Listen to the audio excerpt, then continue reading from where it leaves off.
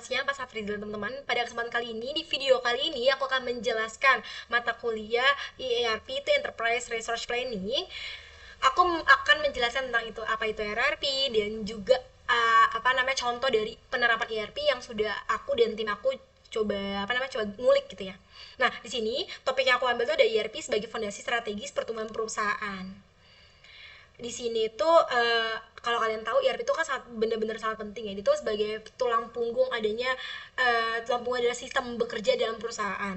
Nah, di sini di satu sini bisa kita lihat penelitian yang sudah aku dan tim aku buat itu adalah berfokus pada penerapan sistem ERP di dalam lingkungan perusahaan kerja ini mana sebagai fondasi strategis yang kuat, pertumbuhan jangka panjang dan juga ERP itu merupakan sistem integrasi yang menggabungkan berbagai fungsi-fungsi bisnis seperti keuangan, sumber daya manusia, terus ada produksi, ada juga distribusi dan suatu platform yang terpusat gitu. Jadi ERP adalah sistemnya di mana dapat mengontrol gitu ya adanya keluhan-keluhan atau adanya sebuah modul-modul yang ada di dalam suatu perusahaan kayak gitu. Dalam penerapan ERP terdapat beberapa pendekatan dan juga metodologi implementasi yang dapat digunakan perusahaan. Ada juga antara lain yang metode yang bisa kita dengar itu bisa ada metodologi Big Bang, phase roll itu tuh seperti tahapan gitu, bertahap gitu. Ada juga parallel, adoption, ada juga hybrid approach dan juga dan sebagainya.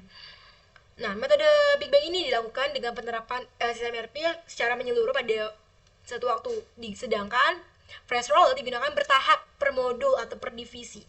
Metode parallel adoption menjalankan sistem lama dan ERP secara bersamaan selama masa transisi, sementara hybrid approach itu menggabungkan elemen-elemen dari beberapa metodologi menyesuaikan dengan kebutuhan dan kesiapan organisasi setiap metode yang dapat digunakan kayak gitu.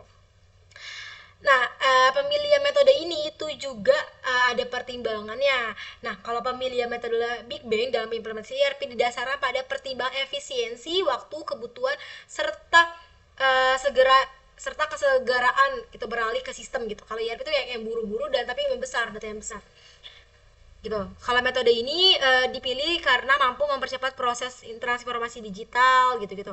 Sedangkan kalau yang aku pakai itu nanti aku akan jelasin tentang price roll gitu ya, bertahap gitu.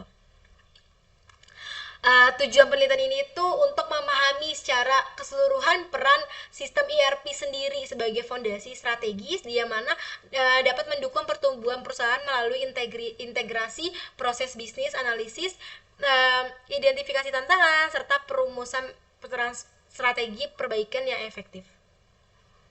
Nah, dengan adanya ERP sendiri itu tujuan penelitian ini yang pertama menganalisis nih ERP itu dalam integrasi proses bisnis seperti apa.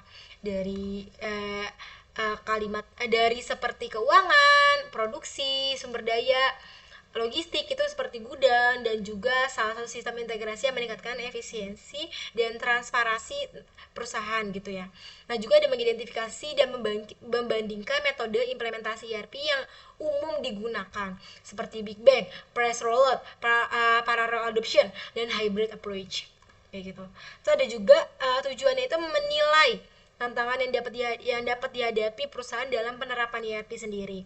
Lalu ada juga perumusan strategi perbaikan dan solusi implementasi ERP yang lebih efektif. Kayak gitu. Dan yang terakhir, adanya ERP itu tujuannya itu menyusun rekomendasi-rekomendasi yang baik bagi perusahaan dalam menjadikan ERP sebagai fondasi untuk pertumbuhan perusahaan yang lebih strategis. Ada juga manfaat penelitiannya. Kalau manfaat penelitian untuk dari ERP sendiri itu dalam mengintegrasi proses bisnis jadi lebih efektif, akurat dalam data dan koordinasi antar departemen jadi lebih baik dan terhubung gitu ya. Nah, lalu yang kedua ada manfaat dari identifikasi juga perbandingan metode implementasi ERP sendiri. Di sini hasil penelitian ini dapat menjadi referensi praktis bagi organisasi dalam memilih metode implementasi ERP sendiri. Nah, yang ketiga itu ada manfaat dari penelitian tantangan penerapannya. Di sini penelitian ini memberi wawasan bagi manajemen perusahaan mengenai hambatan umum yang dapat atau yang sering digunakan dalam implementasi ERP sendiri. Lalu yang keempat itu ada penerapan perumusan strategi perbaikan dan solusi implementasi ERP yang dapat efektif. Terus ada juga manfaat penyusunan rekomendasi strategis penggunaan ERP sendiri sebagai fondasi pertumbuhan. Kayak gitu. Lalu apa sih pengertian dari ERP sendiri? ERP sendiri itu adalah kepanjangan dari Enterprise Resource Planning. Di sini sistem informasi terintegrasi yang digunakan untuk mengelola dan mengkoordinasikan secara keseluruhan sumber daya proses informasi dalam sebuah organisasi ataupun dalam sebuah perusahaan kayak gitu. Nah, ada juga tujuannya itu adalah untuk meningkatkan efisiensi operasional, mengurangi duplikasi data serta mempermudah pengambilan keputusan berbasis data yang akurat gitu. Terus ada juga fungsi ERP dalam operasional manajerial. Di sini operasional manager sendiri ERP itu berfungsi untuk mengotoritasasi proses bisnis yang secara keseluruhan tapi sehari-hari gitu. Jadi bisa juga dalam jangka per minggu, per hari, per bulan dan juga per tahun bisa dilihat. Misalnya ada stok, pemrosesan pesanan, pengawasan produksi gitu. Bisa dilihat juga.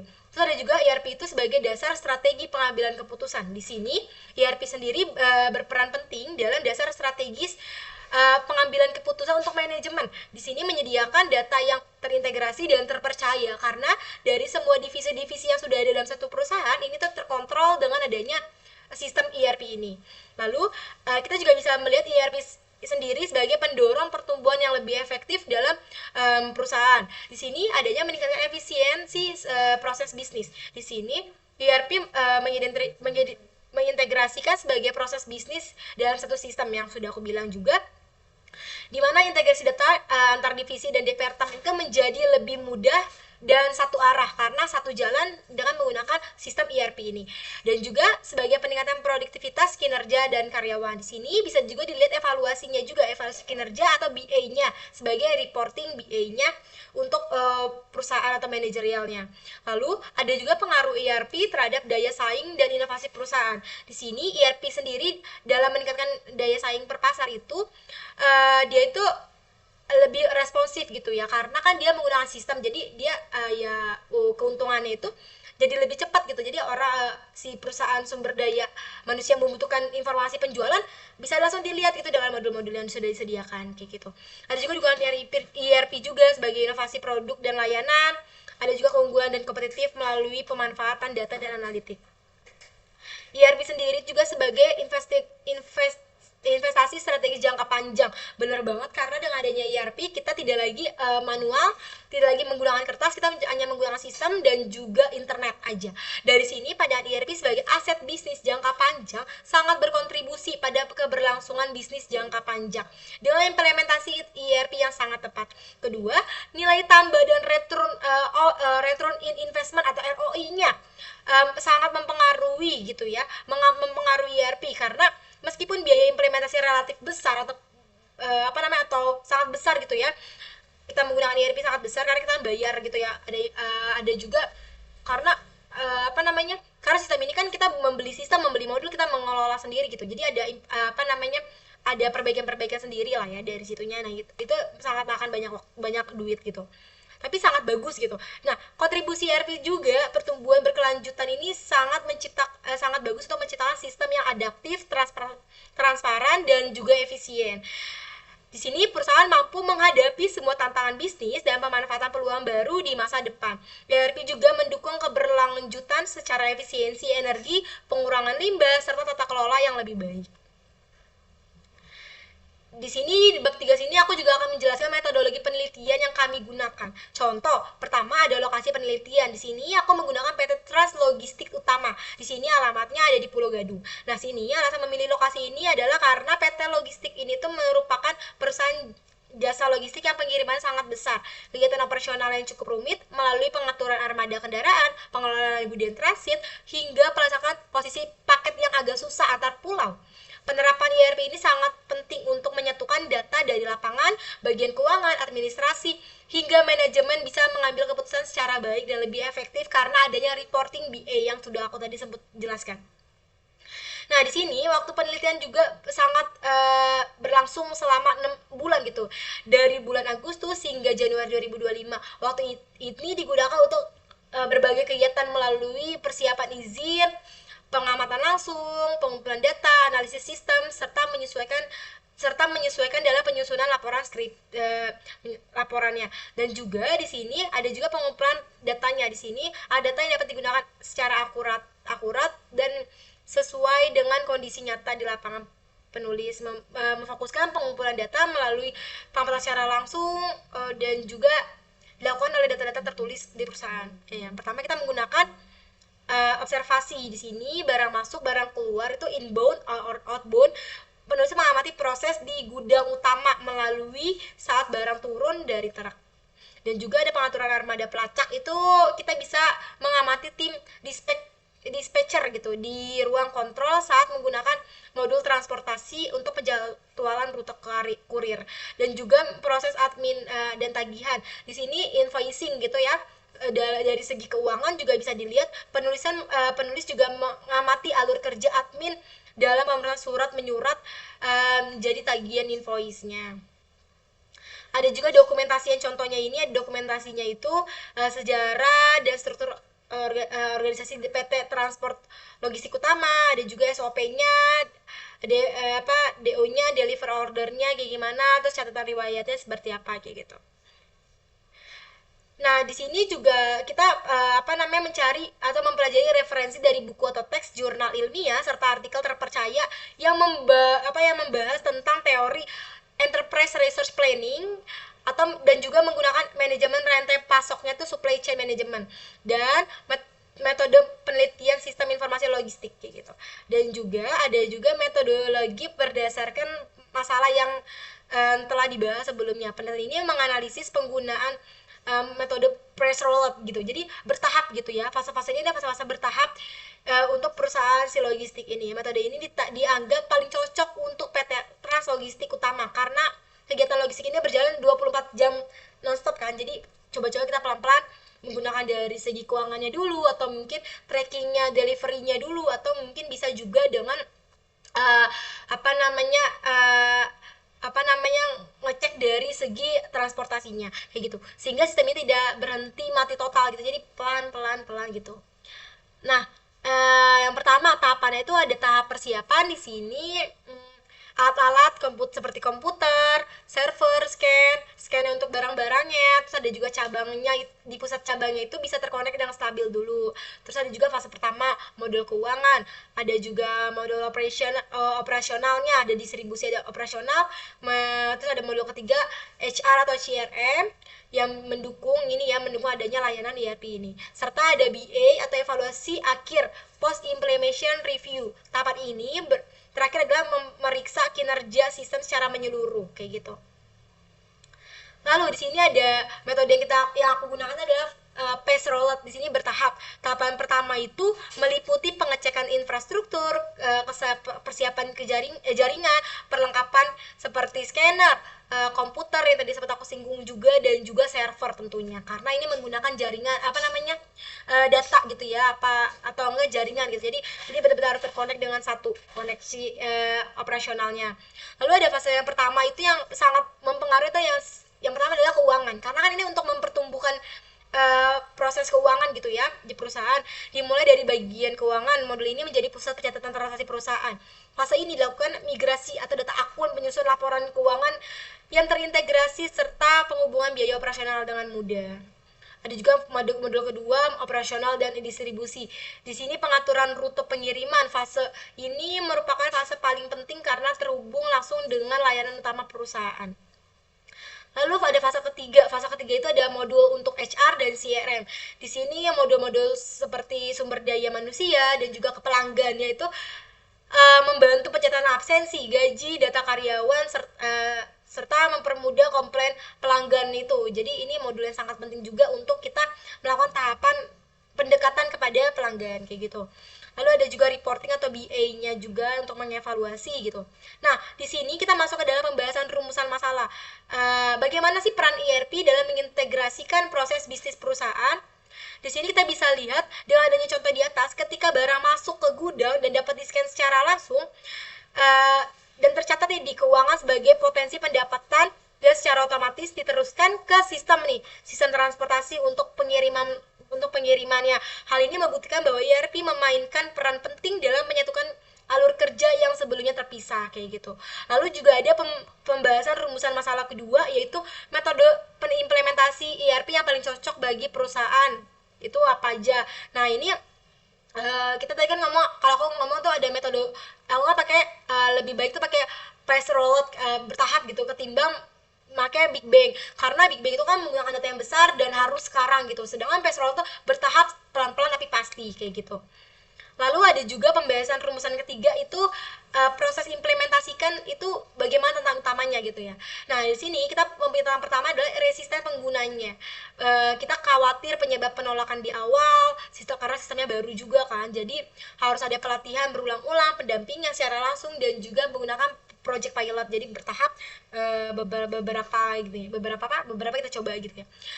Kedua dan juga menyesuaikan proses bisnis.